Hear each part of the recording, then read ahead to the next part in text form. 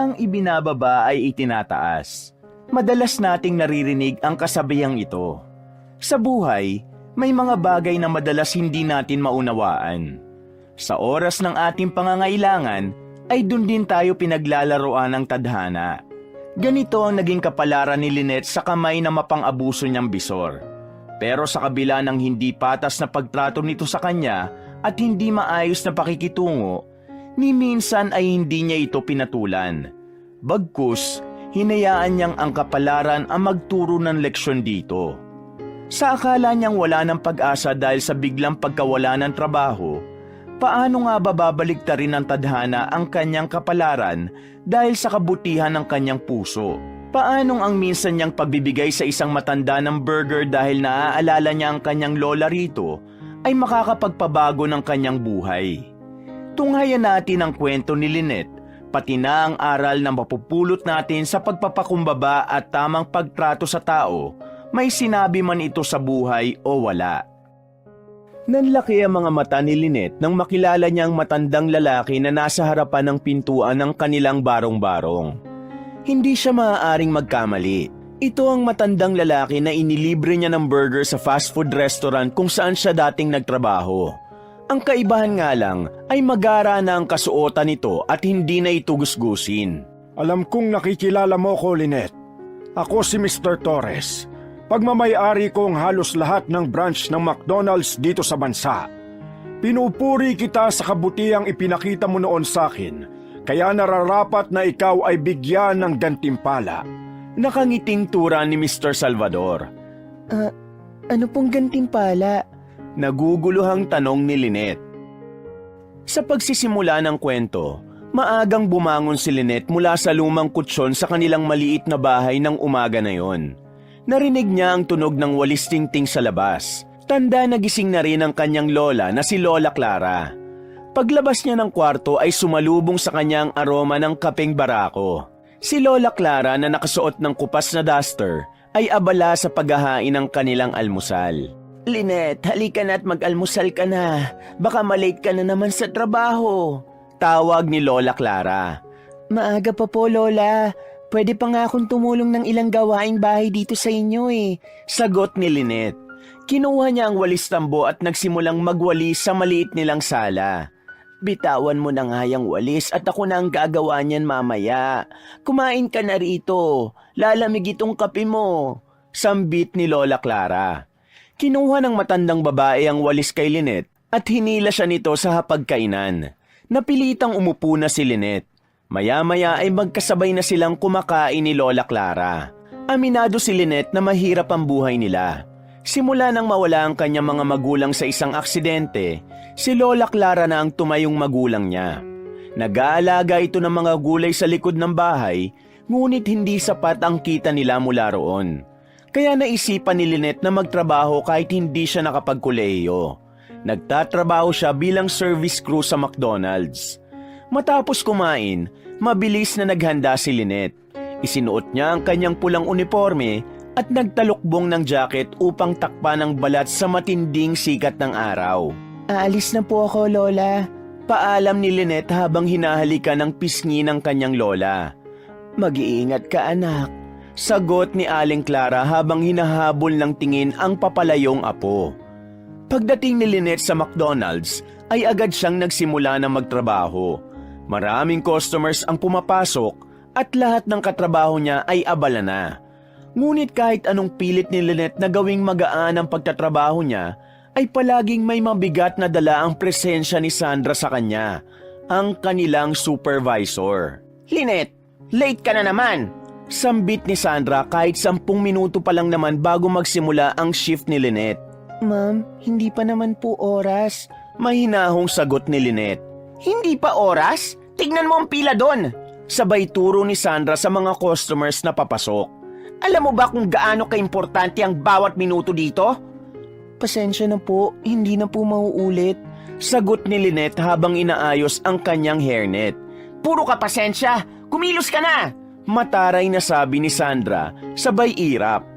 Sinimulan ni Lynette ang araw sa pagkuha ng mga order. Kahit napagalitan agad, ay pilit niyang pinanatili ang ngiti sa kanyang mukha. Lynette, ang bagal mo! Sigaw ni Sandra kay Lynette sa harap ng iba pang staff at customer. Hindi ito ang lugar para sa mga pabagal-bagal na kagaya mo! Magsasalita pa sana si Lynette pero may isang batang babae na customer ang nasa harapan niya. Kaya inisip na lang niyang wala roon si Sandra. Good morning, ma'am. What's your order? Ate, isang sausage McMuffin meal po.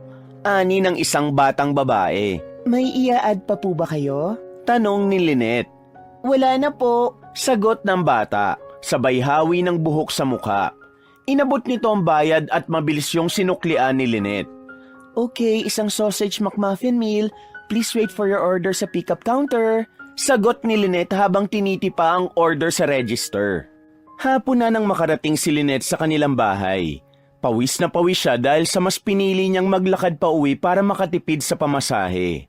Sa pagbukas niya ng pinto ay tumambad sa kanya si Lola Clara na abala sa pananahinang basahan mula sa mga lumang damit. Lynette, mabutit dumating ka na. Bungad ni Lola Clara nang makita ang apo. Napansin nito agad ang bigat sa mukha ni Lynette. Oh, bakit parang pagod na pagod ka? Naglakad po kasi ako pa uwi.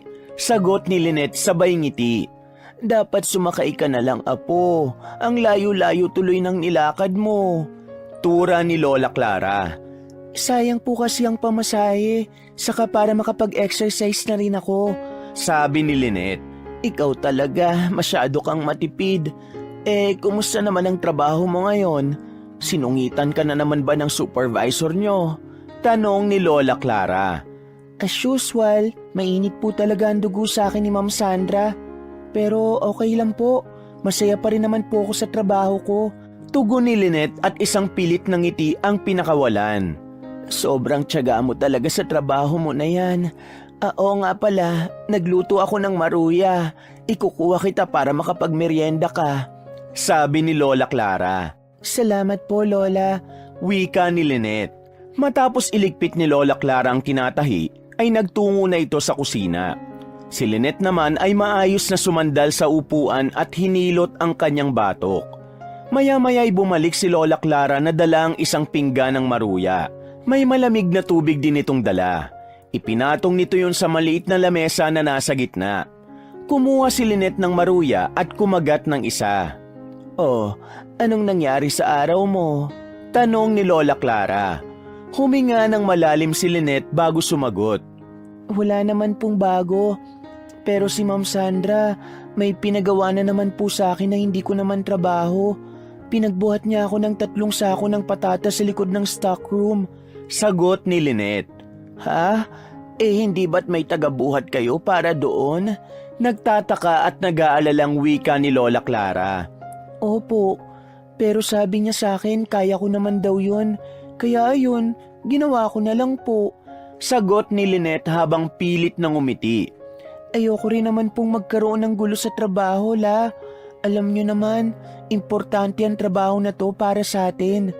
Apo, hindi ko alam kung matutuwa ako sa sipag mo o magagalit sa kabaitan mo. Masyado kang nagpapagamit sa mga tao sa trabaho mo. May halong pag-aalala na wika ni Lola Clara. Hayaan niyo na po. Iniisip ko na lang na baka may pinagdadaanan si Ma'am Sandra, kaya mainit lagi ang ulo niya sa akin. Sagot ni Lynette. Lynette, masyadong mabuti ang puso mo. Minsan ay kailangan mo ring umalma. May mga tao talagang mapagsamantala. Kapag alam nila na hindi ka lumalaban ay aabusuhin ka nila. Tura ni Lola Clara. Alam ko po yun, Lola. Pero sa tingin ko, hindi ko kailangan maging masama kahit masama sila sa akin. Basta ginagawa ko ang tama, okay na po ako. Sagot ni Lynette habang umunguya ng maruya. Kung kagaya mo ang lahat ng tao, siguro mas magaan ang mundo. Pero apo, alagaan mo rin ang sarili mo, ha? Hindi lang trabaho ang mahalaga. Mahalaga rin ang kalusugan at kapayapaan ng isip mo. Paalala ni Lola Clara. Salamat po, La. Kayo ang lakas ko. Kung wala po kayo, baka sumuko na ako. Nakangiting wika ni Lynette. Anak, ikaw din ang lakas ko. Sagot ni Lola Clara habang hinahaplos ang buhok ng apo. Kaya huwag kang susuko, ha? Magtiwala ka lang. Darating din ang swerte sa'yo sa tamang panahon. Habang pinakikinggan ni Lynette ang malumanay na tinig ng kanyang lola, naramdaman niya ang isang bagay na mas malakas pa kaysa sa pagod, at yon ay ang pag-asa.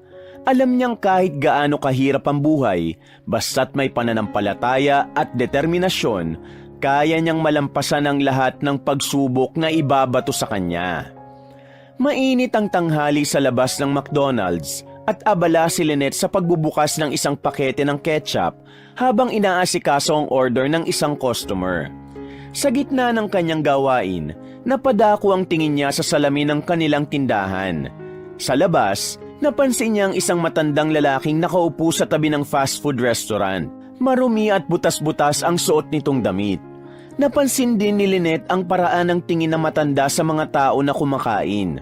Kahit hindi nagsasalita ang matandang lalaki, ay alam niya na nagugutom yon. Napapitlag si Lynette nang biglang sumigaw si Sandra sa likod niya. Hoy, Lynette! Anong tinutunga-tunga mo dyan? Tanong ni Sandra at pabagsak na inilapag ang tray ng chicken nuggets sa lamesang nasa harapan ni Lynette. Bilisan mo na dyan at ang dami pang customers! Opo, Ma'am Sandra. Mabilis na sagot ni Lynette habang iniwas ang tingin sa matandang lalaki sa labas. Bumalik si Lynette sa pagtatrabaho ngunit hindi mawala sa isip niya ang matandang lalaki. Labis ang awang naramdaman niya dahil naisip niya ang kanyang lola Clara. Masakit para sa kanya na makakita ng taong nagugutom, lalo na kung matanda na wala ng kakayahan na magtrabaho. Nang dumating ang break time ni Lynette, ay hindi niya napigilan ang sarili.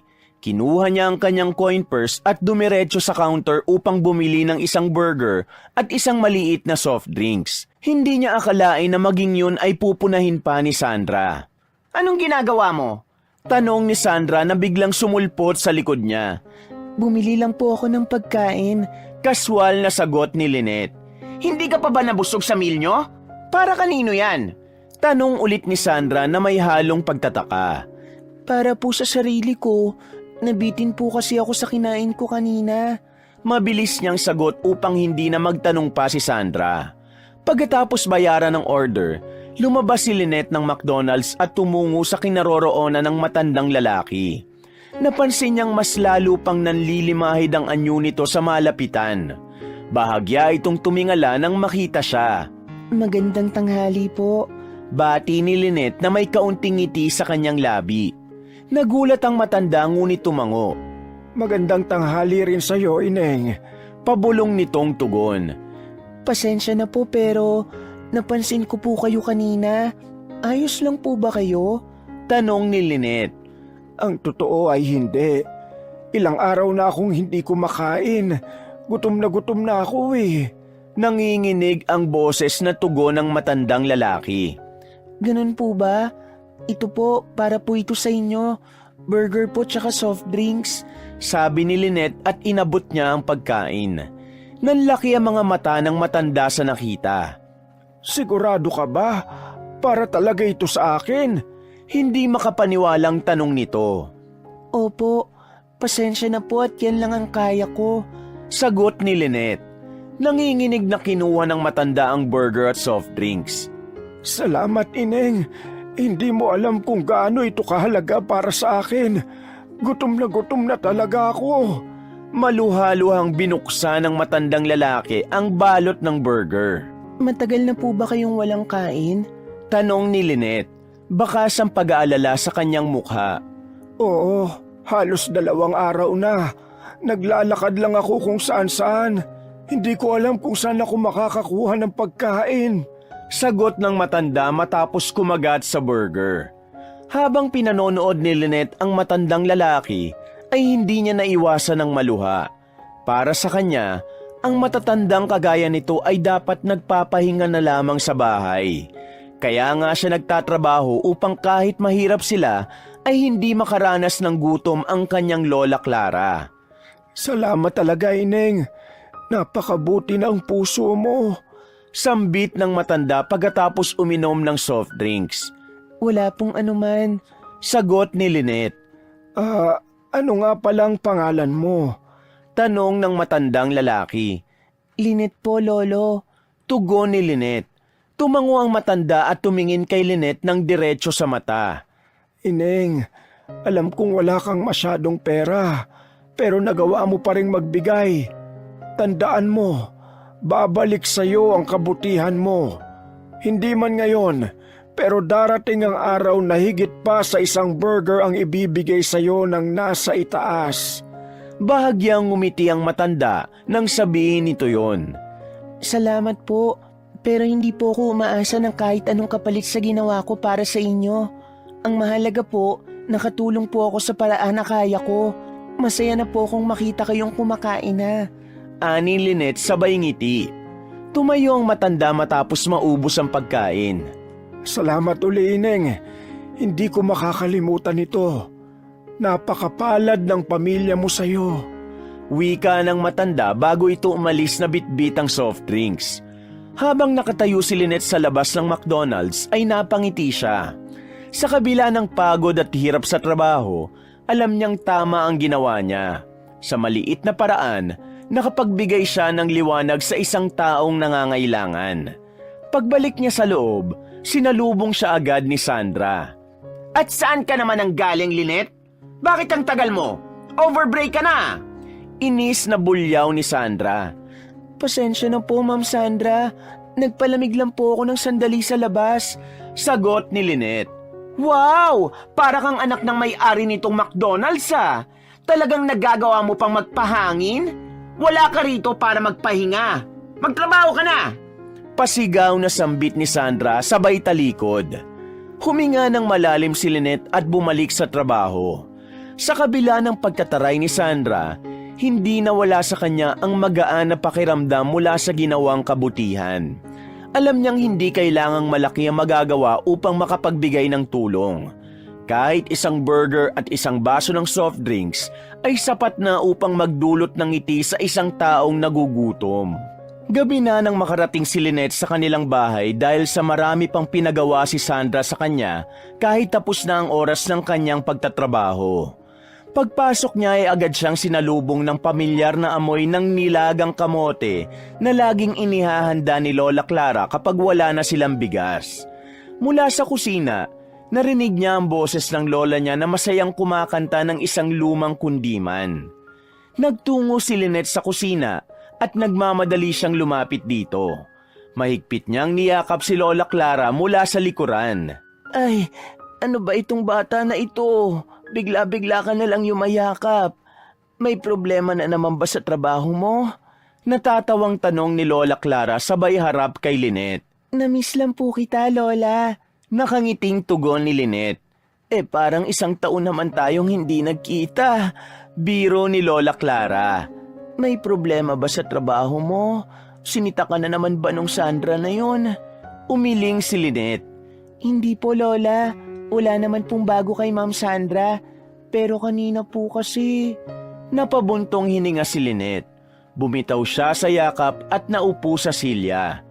Oh, ano naman ang nangyari? Tanong ni Lola Clara matapos ilapag ang mangkok ng nilagang kamote sa mesa at umupo sa tapat ni Lynette. May nakita po akong matandang lalaki sa labas ng McDo kanina. Gutom na gutom po siya. Nakaupo lang siya sa labas at nakatingin sa mga kumakain sa loob. Hindi ko po maiwasan na maawa sa kanya. Sagot ni Lynette. Oh, anong ginawa mo? Sana naman ay hindi mo siya basta nilapitan, Lynette. Maraming masasamang tao ngayon na nagpapanggap na kailangan ng tulong. May pag-aalalang wika ni Lola Clara. Hindi naman po siya mukhang masamang tao. Kaya nung break time ko po, binigyan ko siya ng burger at inumin. Nanginginig nga po siya dahil sa sobrang gutom. Nakakaawa po talaga siya. Ani Lynette. Nakakaawa nga talaga kapag ganon lalo na't matanda na. Pero ikaw, baka wala kang natira para sa sarili mo. Wika ni Lola Clara. Hindi na po mahalaga yun, La. Ang mahalaga, kahit papano nabusog siya kahit sa simpleng pagkain lang. Saka, kikitain ko naman po yung perang pinambili ko ng pagkain niya. Pero alam nyo, Lola, naalala ko po kayo sa kanya. Buti na lang po kahit kapos tayo, hindi ko kayo kailangang makitang magutom o mamalimos katulad niya. Sabi ni Lynette. Apo, maswerte rin ako at ikaw ang kasama ko. Hindi man natin makamtan ng marangyang buhay, sapat na sa akin ang makita kang masaya at gumagawa ng kabutihan. Nakangiting saad ni Lola Clara. Mahal na mahal ko po kayo, Lola. Mahinang sabi ni Lynette habang pilit na pinipigil ang luhang nagbabadyang pumatak. At mahal na mahal din kita, Apo. Sagot ni Lola Clara, sabay pisil sa kamay ni Lynette. Huwag kang mag-alala. Darating din ang araw na ang kabutihan mo sa iba ay babalik sa iyo ng mas higit pa. Ngumiti si Lynette. Hindi po ako gumagawa ng mabuti para maghintay ng kapalit, La. Basta po masaya na ako na makatulong kahit papano. Tura ni Lynette. At dyan kita'y pinagmamalaki, Apo. Ang puso mo ang pinakabusilak na puso sa buong mundo. Huwag mo nga hayaang manakaw ng mundo ang kabutihan na meron ka. Nagtuloy ang kanilang pag-uusap habang magkasamang kumakain ng nilagang kamote. Bagamat simple lang ang hapunan, ramdam nila ang init ng pagmamahalan at pasasalamat sa maliit nilang tahanan. Sa kabila ng hirap ng buhay, sapat na kay Lynette na kasama niya ang lola niya. Ang tangi niyang inspirasyon sa bawat araw at pakikibaka sa mga pagsubok na ibinabato sa kanya ng tadhana. Nang sumunod na araw ay maagang pumasok si Lynette sa trabaho. Nagmamadali siyang nagpalit ng uniforme, ngunit hindi niya maiwasang makaramdam ng kaba sa dibdib. Kanina pa siya kinakabahan na parang may hindi magandang mangyayari. Pagkatapos niyang ayusin ang sarili sa locker area, ay narinig niya ang boses ng isa sa mga crew. Lynette, pinapatawag ka pala ni Ma'am Sandra sa opisina. Pabulong na sabi ng katrabaho niyang si Abby. Ngayon na ba? Bakit daw? Tanong ni Lynette. Hindi ko alam. Hindi niya sinabi kung bakit eh. Pumunta ka na agad ngayon. Alam mo naman na palaging mainit ang dugo nun sa'yo. Kasi mas maganda ka sa kanya. Natatawang wika ni Abby. Uy, baka mamaya may makarinig sa'yo. Isumbong ka pa kay Ma'am Sandra. Kinakabahang saway ni Lynette. Nagsasabi lang ako ng totoo, no? Hindi ba nagsimula siyang maging mainit sa'yo nang malaman niyang ikaw ang bet ni Alfred at hindi siya? Kaya nga tinanggal niya si Alfred eh. Power tripping din kasi si Ma'am Sandra. Pagpapatuloy ni Abby. Tama na, Abby. Kinakabahan na ako sa mga sinasabi mo. Sige na, pupunta na muna ako kay Ma'am Sandra. Sabi ni Lynette habang hindi niya maiwasan ang kabahan. Huminga ng malalim si Lynette at tumayo. Pilit niyang pinatatag ang loob habang tinatahak ang maikling pasilyo patungo sa opisina ni Sandra. Kumatok siya sa pinto ng opisina. Pasok! Sigaw ni Sandra mula sa loob. Dahan-dahang binuksan ni Lynette ang pinto. Nakita niya si Sandrang nakaupo at seryosong nakatingin sa kanya. Pinatawag niyo raw po ako, Ma'am. Ani Lynette. Umupo ka. Utos ni Sandra sabay turo sa upuan sa harapan ng mesa. Agad namang sumunod si Lynette. Ngunit hindi niya maalis ang kaba sa kanyang dibdib. May kailangan po ba kayong ipagawa, Ma'am Sandra? Tanong niya. Pilit niyang pinakalma ang boses. Iniharap ni Sandra ang laptop kay Lynette. Nakita niya mula roon ang isang recorded na video mula sa CCTV ng labas ng restaurant. Napalunok si Lynette nang makita niya yung eksena na binigyan niya ng burger at inumin ang matandang lalaki. Ano ito, Lynette?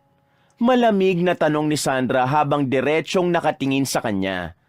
Ma'am, nakita ko po kasi siya kahapon. Nagugutom po siya kaya binilang ko siya ng burger at soft drinks.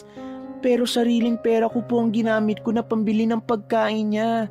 May hinahong paliwanag ni Lynette. Wala akong pakialam kung pera mo ang pinambili mo, Lynette. Alam mo bang mahigpit na ipinagbabawal ang ginagawa mo? Hindi mo ba naiisip na sa ginawa mo ay masasanay ang mga pulubi na tambayan ng labas nitong fast food kasi iisipin nila na may magbibigay sa kanila ng pagkain? Ayaw ng customers natin na habang kumakain sila ay nakakakita sila ng mga taong marumi at nakakadiri. Mataas ang boses na wika ni Sandra. Pero ma'am, gutom na po siya. Wala naman pong masama sa pagtulong sa isang nangangailangan. Katwira ni Lynette. Napabuntong hininga si Sandra. Ngunit hindi pa rin nawawala ang galit sa mukha. Charity ka ba para mamigay ng pagkain? Hindi mo trabaho yon para sa kaalaman mo. Ang trabaho mo ay ang pagiging crew dito. Kaya ka namin hinar ay para mag-serve sa customers at hindi para magpasikat o magbigay ng pagkain sa mga pulubi. Saad ni Sandra. Ma'am, hindi po ako nagpapasikat. Ginawa ko lang po ang tingin ko ay tama. Hindi ko naman po intensyon na sumuway sa mga patakaran.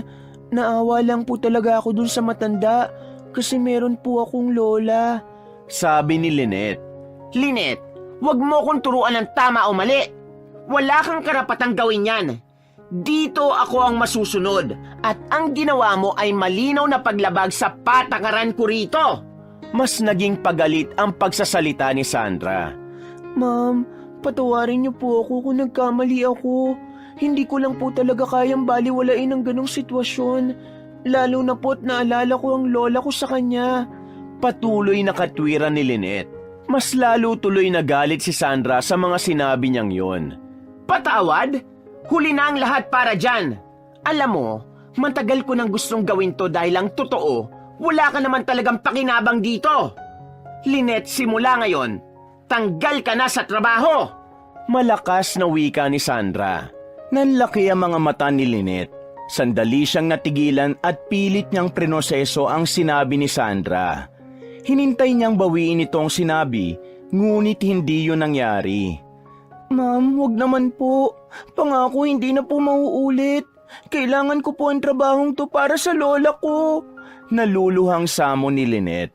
Mahalaga pala sa'yo ang trabaho mo rito pero sana sumusunod ka sa mga patakaran dito. Hindi ko kailangan ng empleyadong hindi sumusunod sa utos. Pwede ka nang umalis at wag mo nang subukan pa magmakaawa dahil magsasayang ka lang ng laway at pagod mo sa akin. Pinal na wika ni Sandra. Hindi na nakapagsalita pa si Lynette.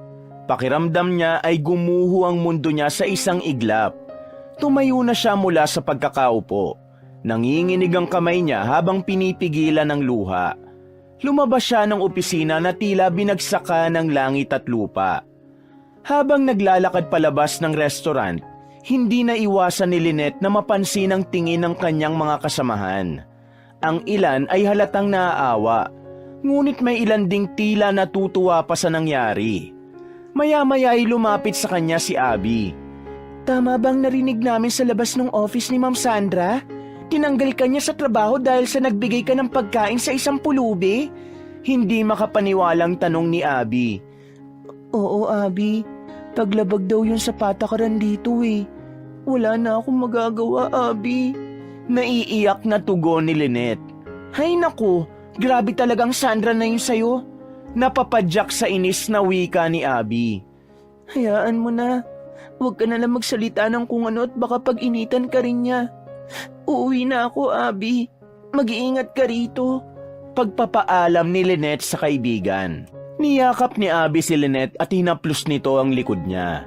Matapos yon ay nagtungo na siya sa locker area upang magpalit ng damit. Matapos yon ay lumabas na siya ng naturang fast food restaurant. Paglabas niya ng McDonald's ay tumigil siya sa gilid ng kalsada at huminga ng malalim. Napabuntong hininga siya at sa wakas ay pumatak na ang luha sa kanyang mga mata. Ano nang gagawin ko ngayon? Paano na kami ni Lola Clara ngayong wala na akong trabaho? Mahinang tanong ni Lynette sa sarili. Ngunit kahit na nawala ng trabaho, ay hindi nagsisi si Lynette sa ginawa niya. Alam niyang tama ang pagtulong sa matandang lalaki, kahit pa naging kapalit nito ang kanyang trabaho. Alam ni Lynette na hindi pa yun ang katapusan ng lahat. Kailangang bumangon siya para kay Lola Clara. Kailangang magpatuloy ang kanilang buhay dahil kung magpapadala siya sa pagkabigo, ay siya rin ang talo. Sa sandaling yun ay pinahid ni Lynette ang luha sa magkabila niyang pisngi at tumingin sa kalangitan. Bahala na po kayo, Diyos ko. Alam kong may plano kayo para sa akin kaya ito nangyari. Bulong niya. Naglakad si Lynette pauwi dala ang lungkot ngunit bitbit din niya ang kaunting pag-asa ng kanyang puso. Hindi na alintana ni Lynette ang matinding sikat ng araw na tumatama sa balat niya habang naglalakad siya pauwi. Ang init ng araw ay hindi kayang pawiin ang malamig na pakiramdam sa kanyang dibdib. Hindi niya alam kung paano ipapaliwanag kay Lola Clara ang nangyari at kung paano niya sasabihin na wala na siyang trabaho. Pero sa kabila ng lahat, alam niyang kailangan niyang maging matatag at malakas. Pagdating ni Lynette sa bahay nila, ay agad niyang binuksan ang pinto. Sumalubong sa kanya si Lola Clara na may ngiti sa labi. Ngunit napansin nito ang pagod at lungkot sa mukha ni Lynette. Ang aga mo yatang umuwi ngayon, Lynette. Hindi ba't mamaya pa ang uwian mo? O may sakit ka ba?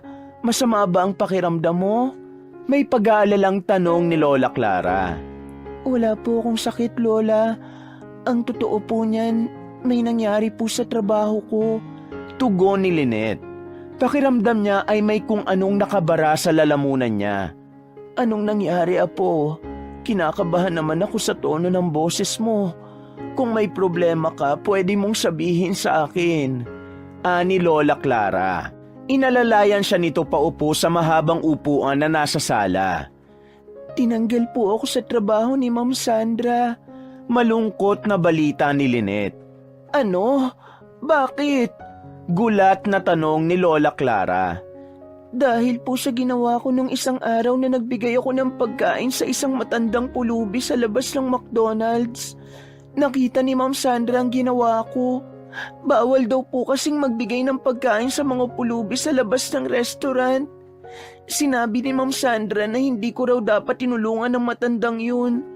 At yun na po, tinanggal na niya ako sa trabaho. Mahabang paliwanag ni Lynette. Anong klaseng tao ba yung Sandra na yan? Ang lakas ng loob niya na tanggalin ka lang dahil lang sa pagtulong sa isang matandang nangangailangan? Hindi ba siya marunong makiramay? Masama ang ginagawa niya. Dapat ay ireklamo mo siya ng magtanda. Galit na wika ni Lola Clara. Agad na hinawakan ni Lynette ang kamay nito. Huwag na po kayong magalit, Lola. Ayoko po ng gulo. Hindi ko po pinagsisisihan ang ginawa ko. Siguro po, may dahilan kung bakit ako natanggal sa trabaho ko. Baka po, may mas magandang mangyayari sa akin at sa atin. Pilit nang umiti si Lynette. Pero Apo, paano na tayo? Paano ang pang-araw-araw natin? Tanong ni Lola Clara. Halata ang lungkot sa boses nito. Maghahanap po ako ng bagong trabaho. Saka may matatanggap pa naman po akong sahod. Mapapagkasya po natin hanggang sa magkaroon ulit ako ng trabaho. Huwag po kayong mag-alala. Kakayanin po natin to. Wika ni Lynette. Naiinis pa rin ako sa Sandra na yon. Parang gusto ko siyang puntahan at sabunutan. Maiganti man lang kita sa mga pagmamaldita niya sa'yo. Gigil na wika ni Lola Clara. Lola, hindi niyo na po kailangan gawin yun. Basta maghahanap po ako agad ng bagong trabaho. Ani Lynette. Pero tandaan mo, Apo, ang mga pagsubok ay bahagi ng buhay. Nandyan ang Diyos para sa atin at nandito tayo para sa isa't isa. Hindi ko alam kung anong plano niya sa atin, pero maghihintay tayo. Sabi ni Lola Clara. Nagpasalamat si Lynette kay Lola Clara. Bagamat ang sitwasyon nila ay puno ng pagdududa at lungkot, ay pinanghawakan niya ang paniniwala niyang may mas magandang plano ang Diyos sa kanya. Hindi nagsayang ng oras at araw si Lynette. Nang sumunod na araw ay maaga siyang nagising. Inihanda niyang sarili para sa panibagong hamon, ang muling maghanap ng trabaho. Bit-bit ang kanyang maliit na bag na puno ng mga photocopy ng resume, ay lumabas siya ng bahay matapos halikan sa pisngi si Lola Clara. Kagabi pa lang ay naghanap na siya sa online ng mga trabaho na pwede niyang pag-applyan. Naging limitado nga lang ang mga pwede niyang pag-applyan dahil sa hindi siya nakatungtong ng kolehiyo. Pagdating ni Lynette sa unang opisina na pagpapasahan niya ng application, ay tinanggap niya ang form na kailangan niyang sagutan. Nang maipasa niya yon ay agad siyang pinasok para sa panayam. Good morning po, ma'am. Bati ni Lynette sa babaeng mag-i-interview sa kanya. Miss Lynette Mercado, mukhang okay ang credentials mo pero bakit ka nga ba umalis sa huli mong trabaho? Tanong ng babae sabay tingin ng diretsyo sa kanya. Tila nais nitong malaman kung magsasabi siya ng totoo. Sandaling natigilan si Lynette. Ayaw niyang magsinungaling at alam niyang kailangan niyang ipaliwanag na maayos ang sagot sa tanong nito. Natanggal po ako sa trabaho dahil po sa isang desisyon na ginawa ko. Tumulong po ako sa isang matanda at sa kasamaang palad, hindi po yun nagustuhan ng aming supervisor. Matapat na sagot ni Lynette. Nagpalitan ng tingin ng interviewer at ang assistant. I see. Babalikan ka na lang namin kapag may available na posisyon. Tatawagan ka namin, ha? Ngumiti ito sa kanya. Maraming salamat po. Ani Lynette sabay tayo. Alam niyang karaniwang sagot yon ng mga kumpanya kapag hindi interesado sa aplikante. Pero pinilit niyang maging positibo. Matapos yon ay nagtungo naman si Lynette sa isang restaurant. Hindi na niya ininda ang init ng araw habang naglalakad papunta doon. Pagdating niya, isang matandang lalaki ang nag-interview sa kanya. May experience ka na pala sa pagtatrabaho sa isang restaurant. Tura ng matandang lalaki. Opo, dati po akong crew sa McDonald's. Marunong din po ako magluto, sir. Puno ng kumpiyansang sagot ni Lynette. Mukhang maayos naman ang background mo. Pero kasalukuyang puno kami sa mga posisyon eh. Tatawagan ka na lang namin kapag may opening. Tura ng matandang lalaki. Paglabas ni Lynette ng restaurant, ay ngumiti pa rin siya kahit pakiramdam niya ay inaalat siya sa araw na yon. Hindi pa rin natapos ang araw ni Lynette. Ang sunod na pinuntahan niya ay isang maliit na tindahan na naghahanap ng cashier.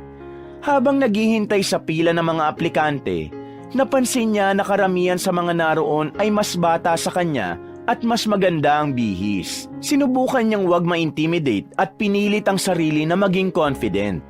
Nang tawagin si Lynette ay maikli lang ang naging usapan nila ng nag-i-interview.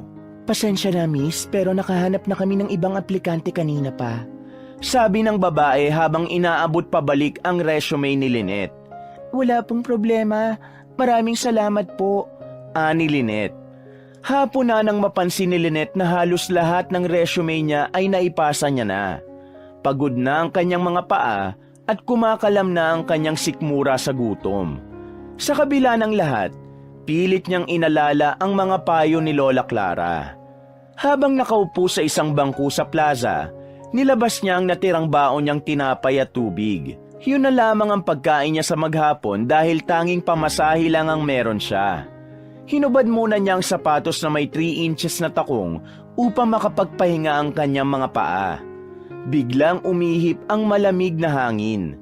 Senyales ng paparating na ulan. Ilang saglit pa, bumagsak ang malalaking patak ng ulan mula sa langit. Nataranta si Lynette at agad na sinuot ang sapatos. Mabilis siyang tumakbo papunta sa malapit na waiting shed. Ngunit sa kalagitnaan ng kanyang pagtakbo, naputol ang takong ng isa niyang sapatos. Napasigaw si Lynette. Huminto siya upang tingnan ang nasirang sapatos niya. Napailing siya. Hinubad na niya ang dalawa niyang sapatos. Bakit naman ngayon pa bumigay? Reklamo ni Lynette at muli siyang tumakbo papunta sa waiting shed. Nang makarating siya sa waiting shed, ay habol niya ang kanyang paghinga. Basang-basa ang kanyang damit at ipinatong niya ang sapatos niya sa upuan na naroon. Tumayo siya at niyakap ang sarili habang nakatingin sa malalaking patak ng ulan na bumabagsak sa kalsada. Ano bang nagawa kong mali? Bakit puro kamalasan ang inaabot ko sa araw na to? Tanong ni Lynette sa sarili. Nais niyang umiyak ngunit pinigilan niya ang kanyang luha. Ayaw niyang magpadaig sa lungkot. Sa gitna ng kanyang pagmumuni-muni, narinig niya ang pagdating ng isang sasakyan. Isang itim na kotse ang mabilis na dumaan sa harap niya. Dinaanan nun ang nakaimbak na tubig sa gilid ng kalsada at sumabo yun sa kanya. Napasigaw sa gulat si Lynette. Umatras siya at pinunasan ng muka gamit ang mga kamay. Napatingin siya sa sasakyan. Nang huminto yun ay bumalik hanggang sa huminto yun sa tapat niya. Ang akala ni Lynette ay hihingi ng sorry ang driver. Ngunit nang bumukas ang bintana at nakita niya, si Sandra pala ang sakay ng kotse at kinabahan siya. Ang mapanuyang ngiti ni Sandra ay tila nagpapahiwatig ng kasiyahan nito sa nangyari kay Lynette. Oh, tignan mo nga naman. Basang sisiw ang dating empleyado ng McDo. Mataray na sabi ni Sandra. Mukhang hindi ka pa rin nakakahanap ng trabaho ah. Kung ako sa'yo, susuko na lang ako. Wala nang tatanggap sa'yo, Lynette. High school graduate ka lang naman eh. Hindi umimik si Lynette. Tumayo lang siya roon habang pilit na pinapanatili ang kanyang dignidad. Alam niyang anumang salitang bibitiwan niya ay gagamitin lamang ni Sandra para lalo siyang hamakin ito. Alam mo, may maisasuggest ako sa'yo, Lynette. Mamalimos ka na lang. Bagay yun sa'yo. Tutal malapit naman ang loob mo sa mga pulubi eh. Baka nakatadhana ka na maging kagaya nila. Tura ni Sandra sabay tawa ng malakas. Naikuyom ni Lynette ang mga kamay niya habang pilit niyang pinipigilan ang pagsasalita.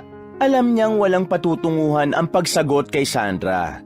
Ilang saglit pa, isinara na ni Sandra ang bintana ng kotse at mabilis na pinaharurot yon. Naiwan si Lynette sa waiting shed na basang-basa at nanginginig sa lamig. Huminga siya ng malalim at sinabi sa kanyang sarili na hindi siya dapat magpaapekto sa sinabi ni Sandra. Naniniwala siya na makakahanap pa rin siya ng trabaho. Madilim na nang tumila ang ulan. Doon pa lang nagsimulang maglakad si Lynette pauwi. Kahit basa pa rin ang damit niya, ay hindi niya yun ininda. Bitbit niya ang kanyang sapatos at hindi siya nahihiya kahit may ilang taong tumitingin sa kanya. Pagdating niya sa bahay ay nakita niya si Lola Clara na nasa kusina habang nagluluto ng kanilang hapunan. Labis ang pag-aalala nito nang makita ang itsura niya. Lynette, anong nangyari sa'yo? Basang-basa ka. Nasaan ang payong mo? At bakit nasira ang sapatos mo? Puno ng pag-aalalang tanong ni Lola Clara. Inakay siya nito papasok hanggang sa makaupo silang dalawa. Hindi na nakayanan ni Lynette ang bigat na nasa dibdib niya. Agad siyang yumakap sa lola niya. Bumagsak ang mga luha niya kasabay ng mga hikbi na matagal niya nang kinikimkim. Lola, hirap na po ako. Hagulgol ni Lynette. Apo, bakit? Anong nangyari? Sabihin mo sa akin. Wika ni Lola Clara. Sa pagitan ng mga hikbi, inilahad ni Lynette ang mga nangyari. Wala pong tumanggap sa akin sa mga inaplayan ko. Naulanan po ako, Lola. Naputol ang takong ng sapatos ko. Sinabuyan ako ng maduming tubig sa kalsada. Tapos, huminto siya sandali at pinilit ang sarili na ituloy ang kwento. si Sandra po, nakita niya ako. Pinagtawanan niya ako, Lola. Sabi niya bagay raw sa akin ang mamalimos na lang. Nanlaki ang mga mata ni Lola Clara. Agad itong nagngit-ngit sa galit. Napakawalang puso talaga ng babaeng yon. Kung kasama mo lang ako, nako, hindi ko palalampasin ang ginawa niya sa'yo. Gigil na wika ni Lola Clara. Lola, huwag na po kayong magalit. Ang puso niyo. Ani Lynette. Nakakaawa ka naman, Apo. Pagpasensya mo na kung wala akong naitutulong sa'yo. Palagi lang akong nandito sa bahay. Naawang saad ni Lola Clara. Huwag niyo pong sabihin yan, Lola. Sobrang laki po ng tulong niyo sa akin kasi kayong inspirasyon ko kung bakit ako patuloy na lumalaban sa buhay. Kung wala kayo, matagal na po akong sumuko. Isa pa, gusto ko lang po talagang umiyak ngayon. Hindi po dahil sumusuko ako. Kailangan ko lang pong ilabas ito. Pero hindi pa rin po ako titigil. Hindi po ako susuko. Maghahanap pa rin po ako ng trabaho. Puno ng pag-asa na sambit ni Lynette. Napangiti si Lola Clara. Yan ang apo ko. Alam kong malalampasan mo ito. Ikaw pa ba? Napakatatag mo. Huwag mong hayaang pigilan ka ng kahit sino. Lalo na ang Sandra na yon. Ani Lola Clara. Tumango si Lynette at huminga ng malalim. Unti-unting nawala ang bigat sa dibdib niya matapos niyang umiyak. Salamat po. Kayo lang po talagang nagpapalakas ng loob ko. Pangako po, hindi ko kayo bibiguin. Ani Lynette sabay ngiti. Sa gabing yon, Sa kabila ng mga luha at kamalasan, ay nagkaroon si Lynette ng panibagong lakas. Alam niyang mahirap ang lumaban. Ngunit hindi siya nag-iisa dahil kasama niya si Lola Clara na palaging nakahandang sumalo sa kanya sa bawat pagbagsak niya. Maagang gumising si Lynette kinabukasan. Sa kabila ng kamalasang napagdaanan niya nung nakaraang araw, ay hindi pa rin nawala ang pag-asa niyang makakahanap pa rin siya ng trabaho. Matapos mag-almusal ay naghanda na siya. Ang lumang sneakers na lang niya ang isinuot niya. Nagdala na rin siya ng payong upang hindi na maulit ang nangyari sa kanya kahapon. Lola, aalis na po ako. Pagpapaalam ni Lynette. Mag-iingat ka, saka huwag ka nang maglakad pa uwi, apo. Huwag kang masyadong magtipid. Tingnan mo ang nangyari sa sapatos mo. Nasira na kasi palagi kang nag-aalay lakad. Ani Lola Clara. Bahala na po. Kapag hindi po umulan, maglalakad pa rin po ako pa uwi. Ani Lynette. Napakatipid mo talagang bata ka. Bahala ka na nga at alam ko naman na kung anong gusto mo yun na yung gagawin mo. Basta mag-iingat ka na lang, apo. At sana ay palarin ka ngayong araw. Nakangiting wika ni Lola Clara. Salamat po, Lola. Aalis na po ako. Pagpapaalam ni Lynette. Binuksan na ni Lynette ang pinto. Paglabas niya ng bahay ay nagulat siya nang bumungad sa kanya ang isang pamilyar na mukha. Isa yung matandang lalaki. Nanlaki ang mga mata ni Lynette. Hindi siya maaaring magkamali. Ang matandang lalaking nakatayo sa harap ng kanilang bahay ay ang mismong matandang pulubi na tinulungan niya noon. Ngunit ngayon, hindi na ito gusgusin. Ang suot nito ay magara at mukhang mamahalin.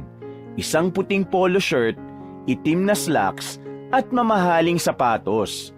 Ang balbas nito ay hindi na ganun kakapal at mukha na itong mayaman. Magandang umaga, Lynette. Bati ng matanda sa malumanay na tinig. Hindi kaagad nakapagsalita si Lynette. Hawak pa rin niya ang doorknob habang tila hindi makapaniwala sa nakikita. Parang nakikilala ko kayo. Hindi pa rin makapaniwalang wika ni Lynette. Tama ka. Kilala mo nga ako. Nagkita na tayo ng isang beses. Ako si Mr. Torres. Pagmamayari ko ang halos lahat ng branch ng McDonald's dito sa bansa. Pagpapakilala ng matandang lalaki. Nanlaki ang mga mata ni Lynette. Hindi niya alam kung maniniwala ba siya sa sinabi ni Mr. Torres. Ngunit kung pagbabasihan niya ang ayos at itsura nito, ay mukhang papasa naman ito bilang may-ari ng mga branch ng maraming McDonald's sa bansa. Tama po bang pagkakadinig ko? Kayo po ang may-ari ng McDonald's? Tanong ni Lynette. Halos lahat ng branch dito sa ating bansa. Meron din ako sa ibang bansa. At oo, ako rin ang matandang pulubi na binigyan mo ng pagkain sa gitna ng iyong break time noon. Ani Mr. Torres. Sabi ko na nga ba, ikaw rin po yun. Pero bakit po kayo pulubi nang nakita ko kayo? Tanong ni Lynette. Ang totoo, sinubukan kong makita kung sino sa mga empleyado ko ang may malasakit hindi lamang sa kanilang trabaho, kundi sa kapwa-tao. At ikaw, Lynette, ikaw ang tanging nagpakita ng kabutihang loob sa akin. Pinahanga mo ako. Tura ni Mr. Torres at matipid itong ngumiti. Hindi ko po alam ang sasabihin ko. Hindi pa rin makapaniwalang wika ni Lynette. Narito ako ngayon upang ibalik ang kabutihang yun sa'yo, Lynette. Saad ni Mr. Torres. Ha? Ano pong ibig niyong sabihin? Naguguluhang tanong ni Lynette. Maaari bang sa loob na tayo magpatuloy ng ating pag-uusap? Tanong ni Mr. Torres. Sige po, tuloy po kayo. Pagpasensyaan niyo na lang po ang bahay namin at maliit lang. Ani Lynette. Nilakihan niya ang pagkakabukas ng pinto upang makapasok si Mr. Torres. Pinaupo ni Lynette ang matandang lalaki at ipinakilala niya ito sa kanyang Lola Clara. Si Lola Clara ay nakatayo lang sa isang sulok habang nakikinig sa pakikipag-usap ni Lynette kay Mr. Torres. Nalaman ko na tinanggal ka sa trabaho ni Sandra dahil sa tinulungan mo ko noon. Ngayon, aalukin kita ng mas mataas na posisyon, Lynette. Isang managerial position sa isa sa aking mga branch ng McDonald's sa Laguna. Malayo yun dito kaya kung papayag ka, ay bibigyan din kita ng isang 2-story house na matitiran mo sa Laguna at maaari mong isama ang iyong lola. Alam kong wala kang karanasan bilang manager, ngunit nakikita ko ang potensyal mo.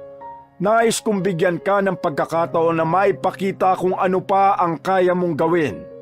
Mahabang sabi ni Mr. Torres. Manager, pero paano po? Wala po akong karanasan sa ganong posisyon. Isa pa, high school graduate lang po ako. May pag-aalinlangang wika ni Lynette. Sa ipinakita mong kabutihan sa akin ay daig mo pa ang ilang nakatapos ng pag-aaral. Malaki ang tiwala ko sa iyo. Alam kong kaya mo ang trabahong ibibigay ko sa iyo, Lynette. Tandaan mo, ang tunay na leader ay hindi nasusukat sa posisyon o karanasan, kundi sa kung paano siya makitungo sa mga taong hawak niya. Paliwanag ni Mr. Torres. Pero, bakit po ako? Marami pong mas magagaling sa akin.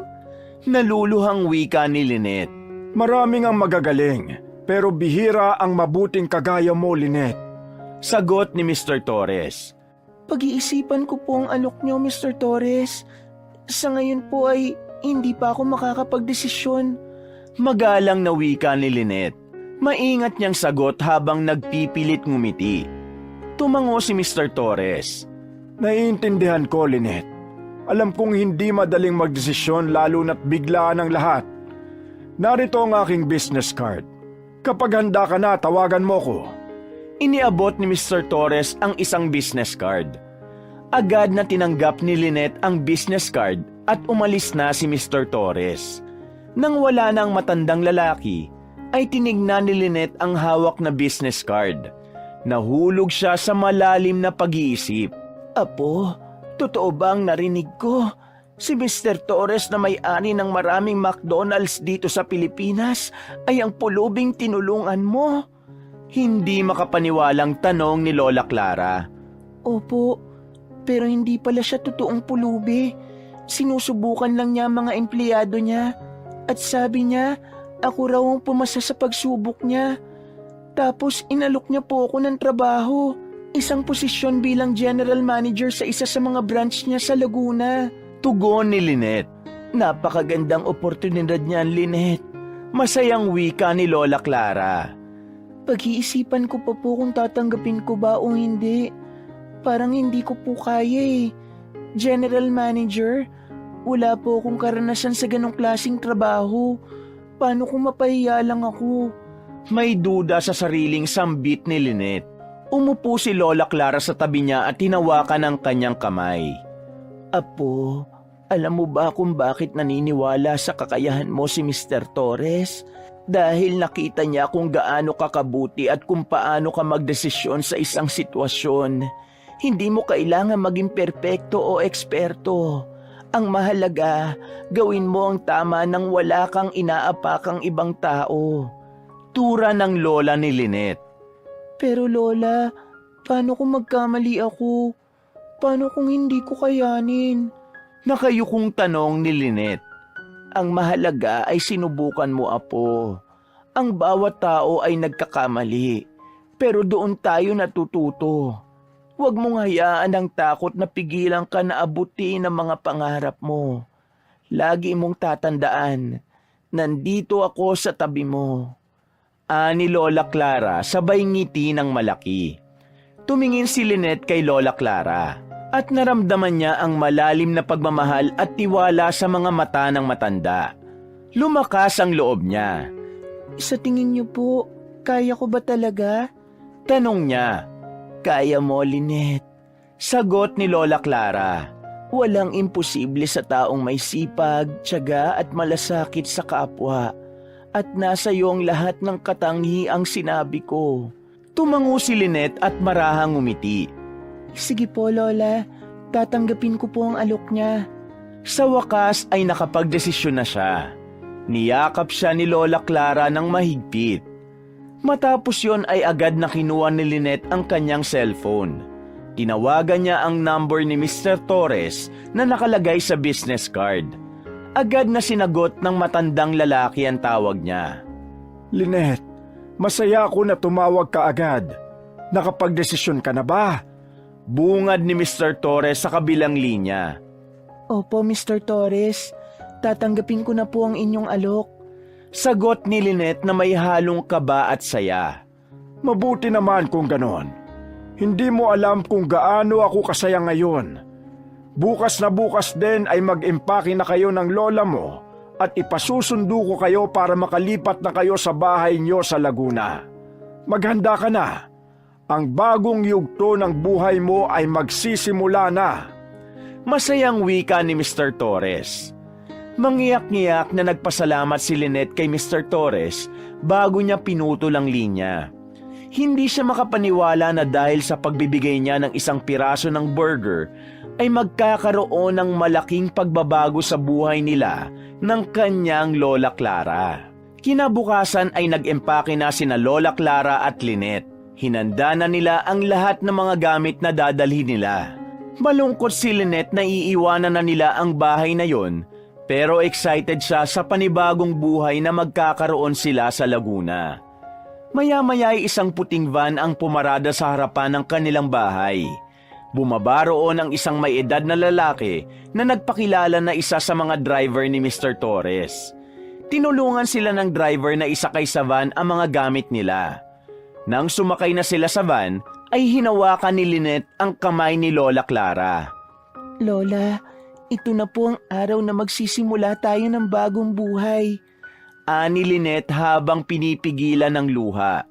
Tumangulang si Lola Clara, pero ramdam ni Lynette ang labis na saya nito. Maya-maya ay umandar na ang sasakyan.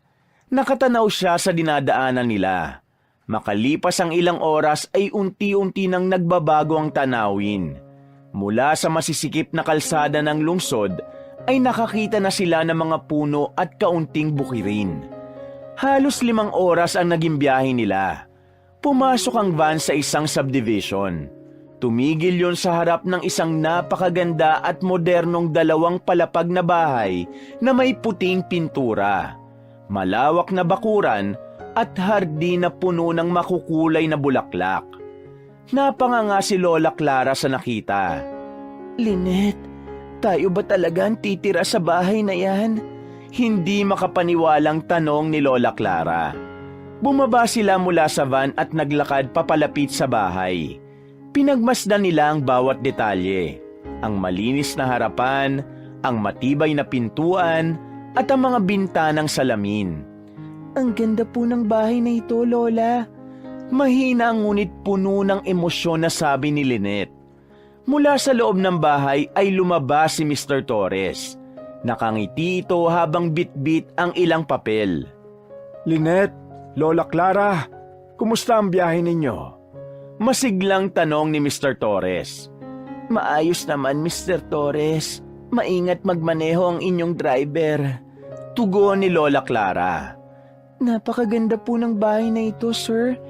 Dito po ba talaga kami titira ni Lola Clara? Tanong ni Lynette. Kung iniisip mo na ang bahay na ito ay pansamantala nyo lang titirhan, ay nagkakamali ka.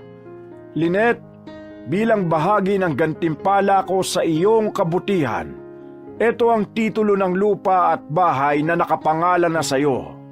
Ngumiti si Mr. Torres at iniabot kay Lynette ang isang envelope. Natigilan si Lynette. Inabot niya ang envelope at nang buksan niya yon, nakita niya ang makadokumentong nagpapatunay na siya na ang may-ari ng bahay. Hindi napigilan ni Lynette ang pagbagsak ng kanyang luha. Sir, napakalaki pong tulong nito. Hindi ko po alam kung karapat-dapat ako sa lahat ng biyaya na ibinibigay niyo sa amin. Umiiyak na sabi ni Lynette. Hinawakan ni Mr. Torres ang balikat ni Lynette at seryosong tumingin sa kanyang mga mata. Lynette, hindi ko binibigay ito dahil sa awa.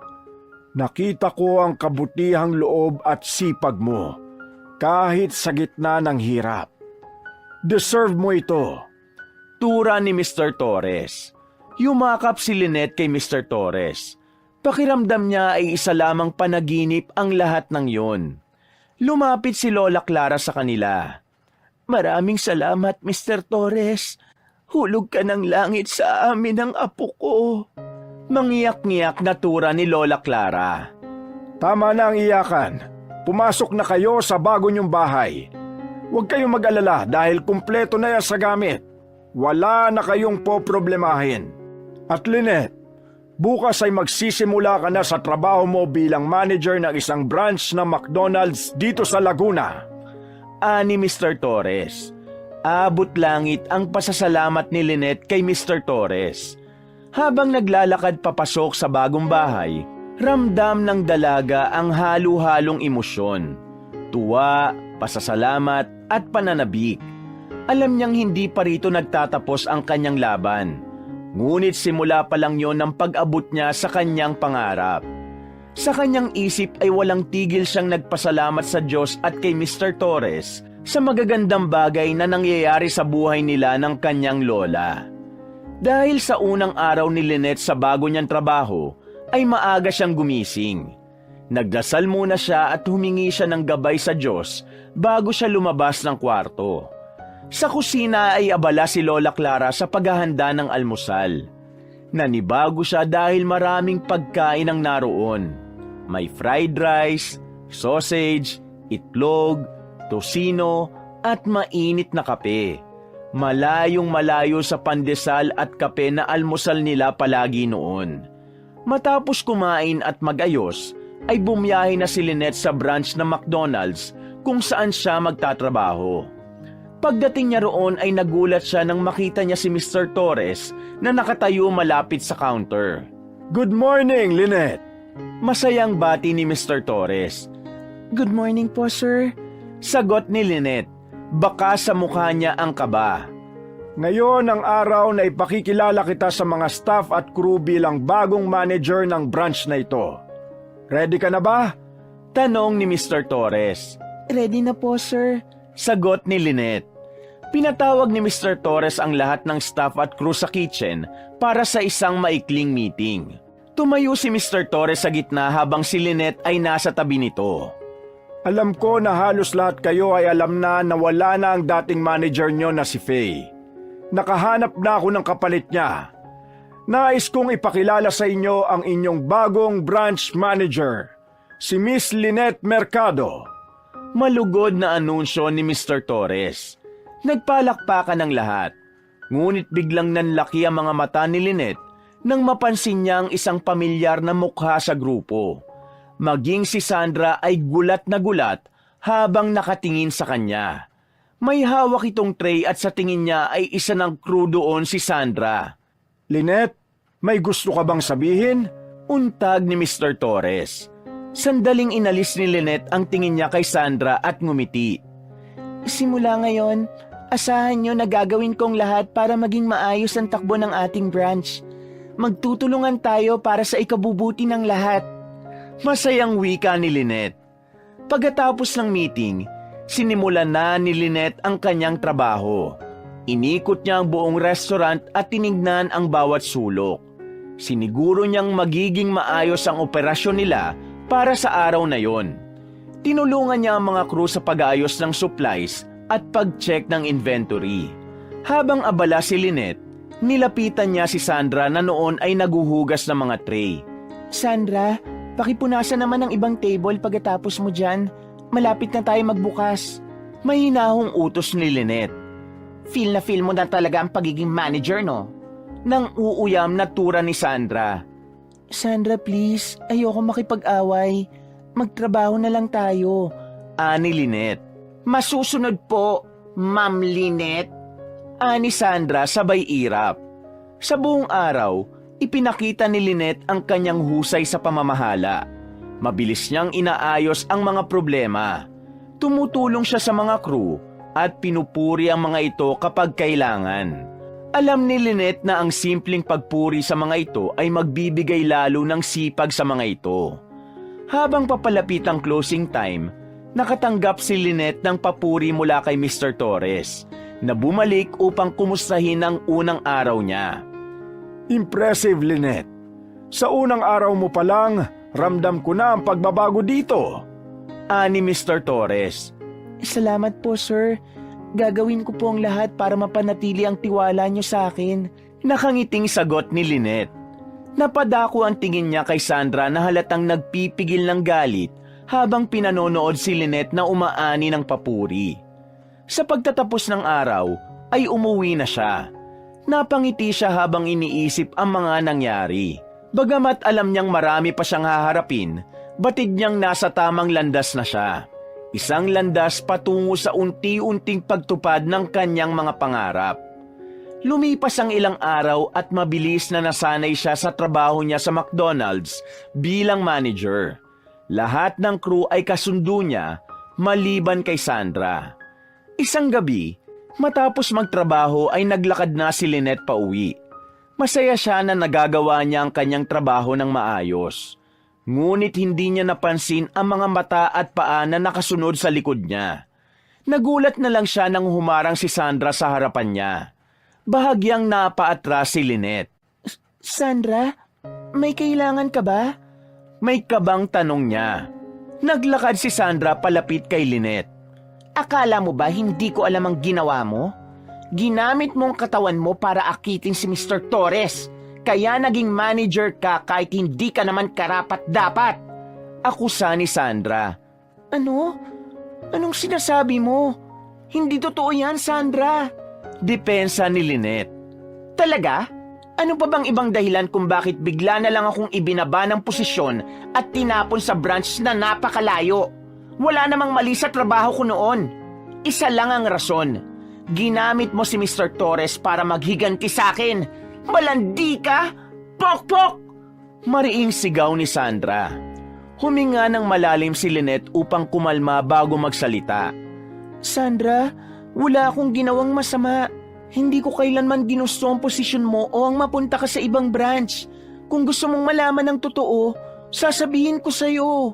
Anong totoo? Na ginamit mo ang katawan mo para mapaikot mo si Mr. Torres? Nanlalaki ang mga matang sabi ni Sandra. Nagkakamali ka.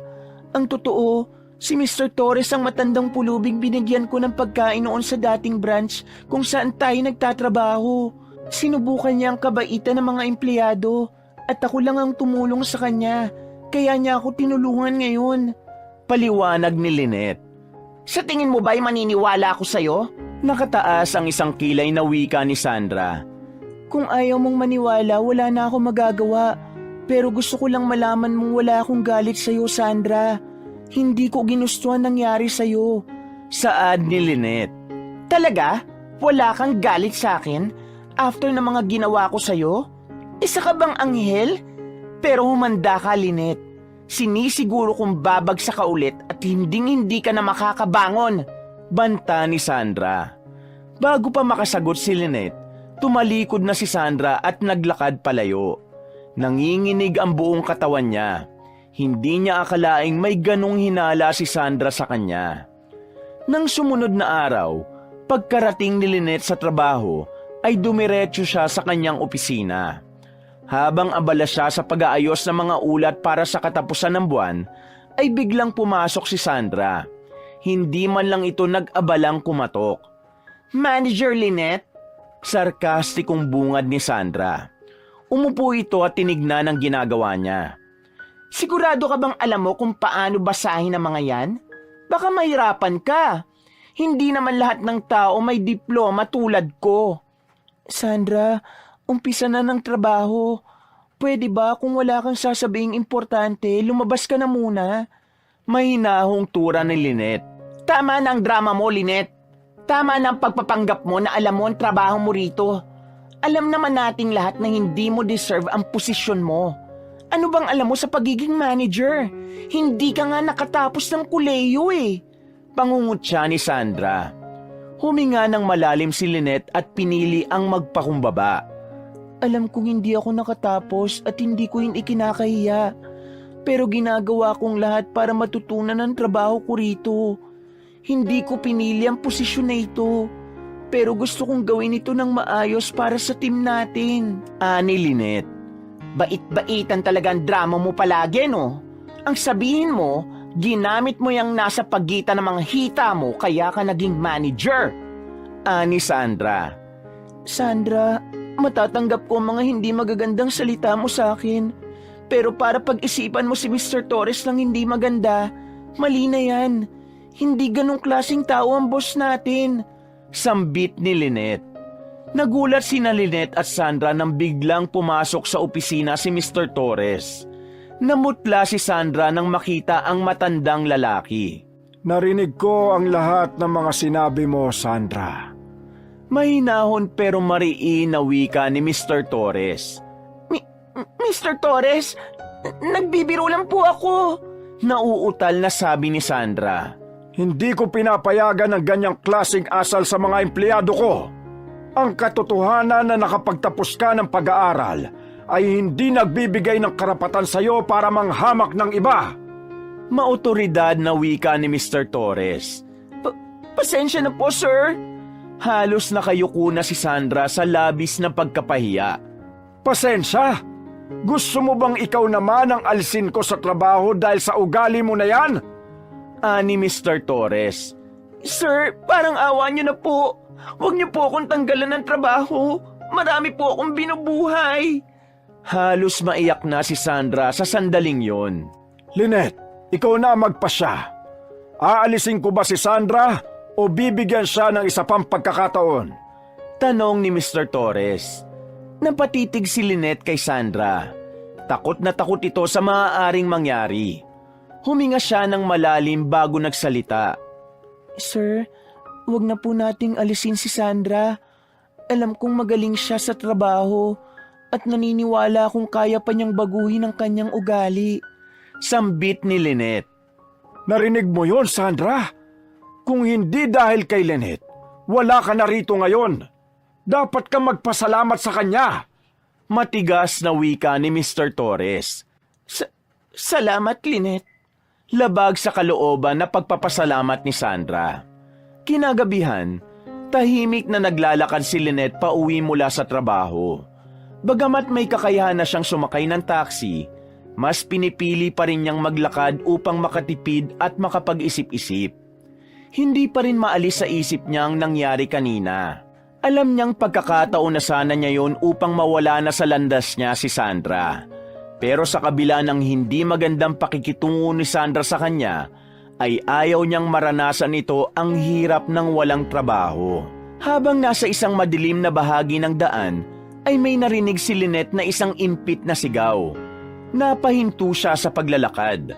Agad niyang tinunton ang pinanggagalingan ng sigaw at doon niya nakita si Sandra. Nakaluhod ito sa harap ng isang lalaki na may hawak na baril. Nakatutok sa ulo ni Sandra ang baril. Mabilis na nagtago si Lynette sa likod ng poste ng ilaw.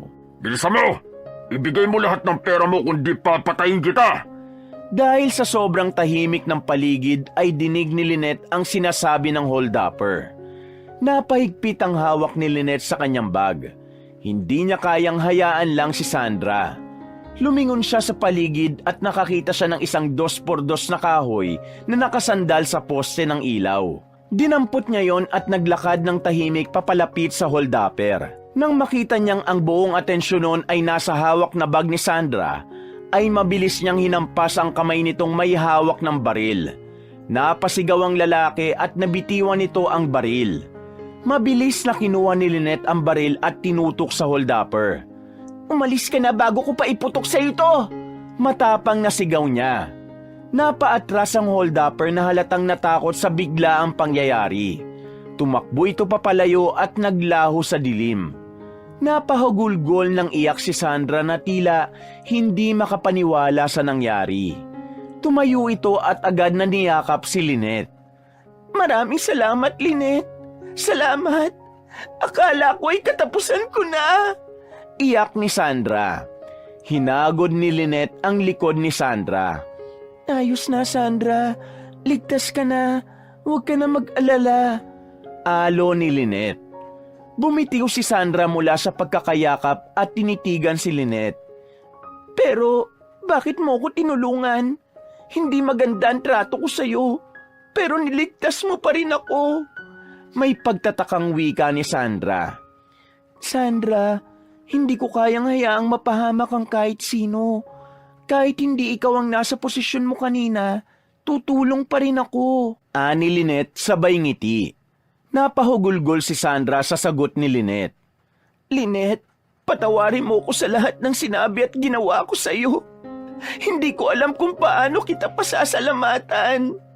Nang gabing yon, namayani kina Lynette at Sandra ang pagpapatawad at pagpapakumbaba.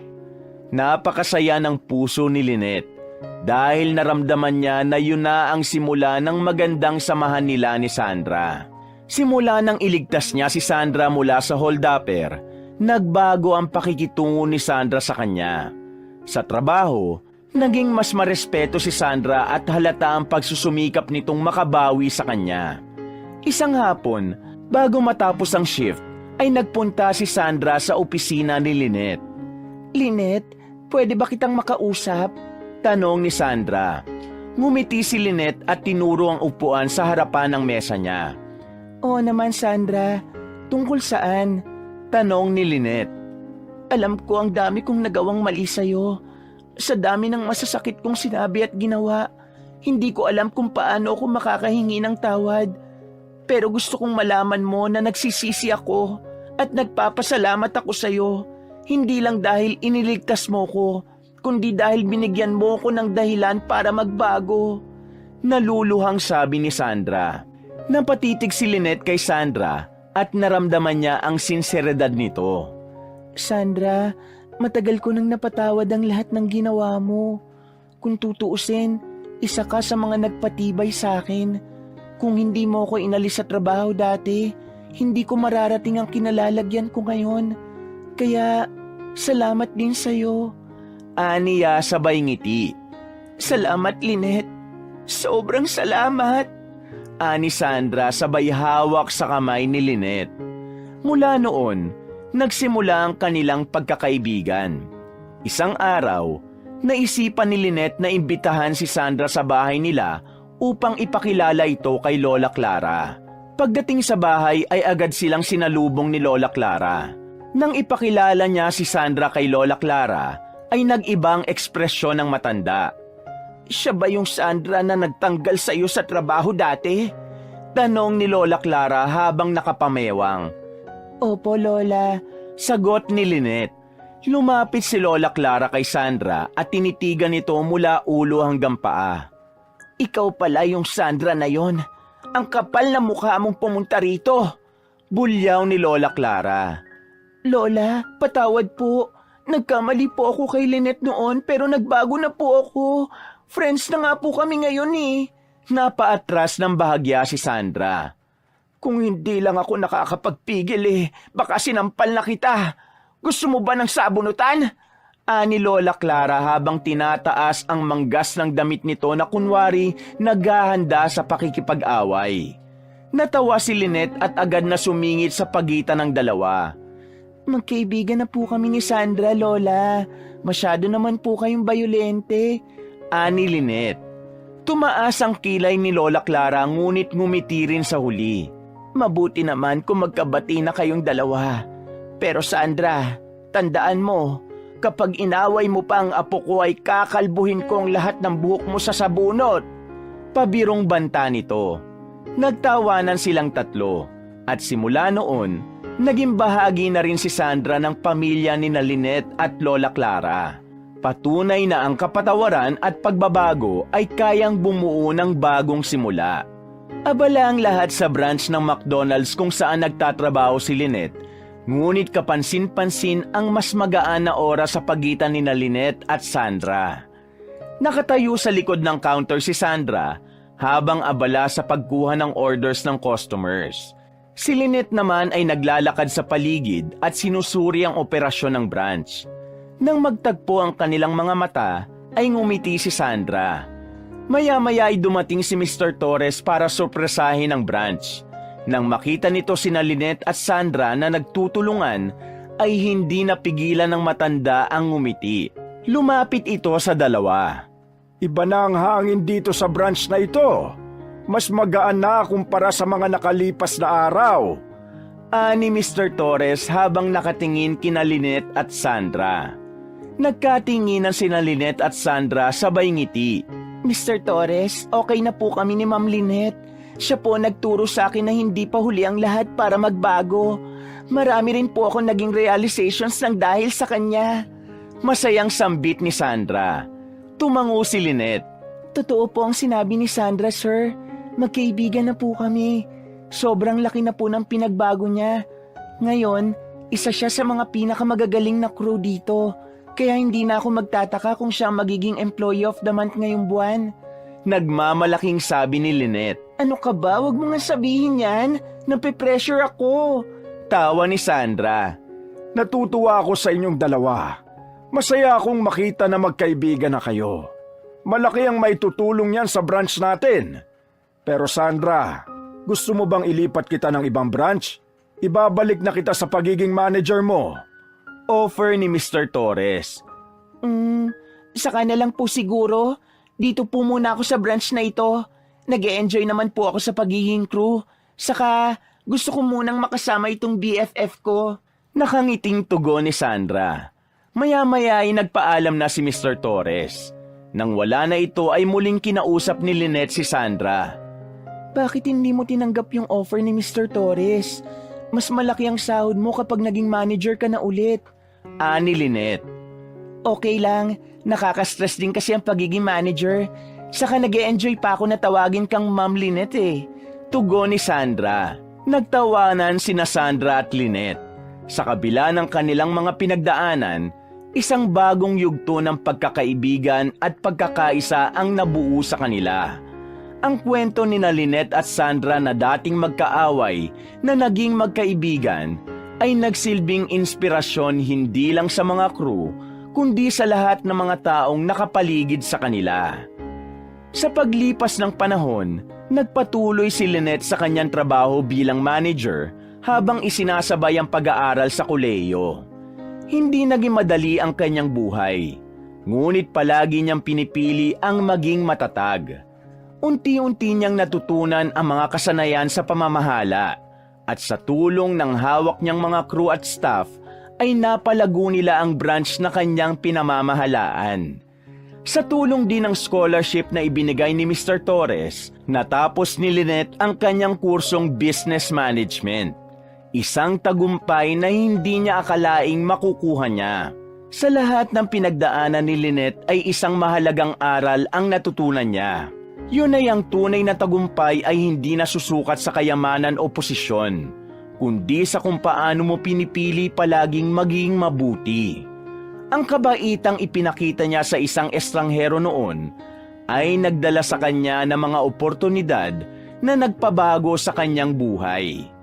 Sa kabila ng lahat, nanatili siyang mapagkumbaba, mapagmahal sa lahat, at patuloy pa rin siya sa pagtulong sa mga nangangailangan. Wakas!